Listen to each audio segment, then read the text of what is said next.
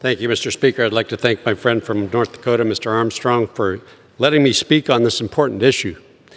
Mr. Speaker, I'd like to rise today to urge my colleagues to support a bipartisan piece of legislation that will finally foster progress toward addressing the crisis that we know is plaguing our Native communities across the country.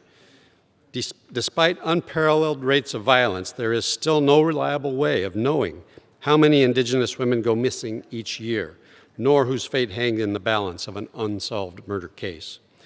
My congressional district in Central Washington has been particularly affected by this crisis. Since the year 2013, there have been 13 cases of missing or murdered Indigenous women on or around the Yakima Reservation alone.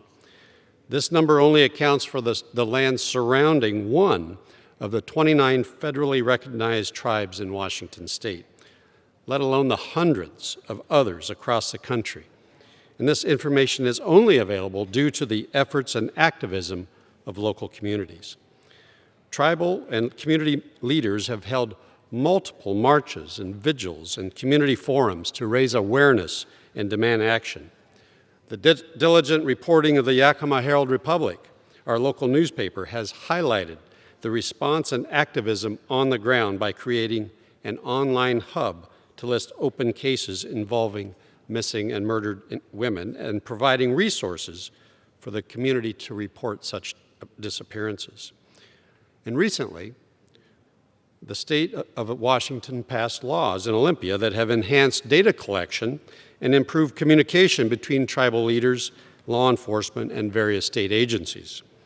These local leaders have given a voice to the crisis, and I'm heartened to see that the federal government is finally taking action.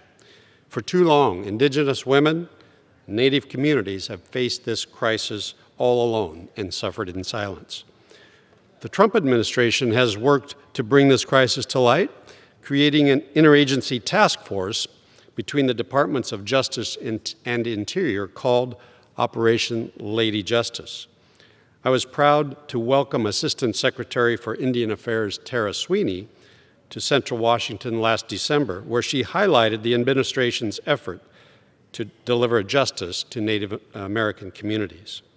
But Secretary Sweeney echoed the concerns of local leaders and myself by pointing out the need for congressional action. By sending this bill to President Trump's desk, we are signaling that we have heard them and that they are no longer invisible. As Congress takes long overdue action to address the crisis of missing and murdered Indigenous women, I urge my colleagues to join me in supporting the Not Invisible Act. Thank you, Mr. Speaker, and I yield back the balance of my time. The gentleman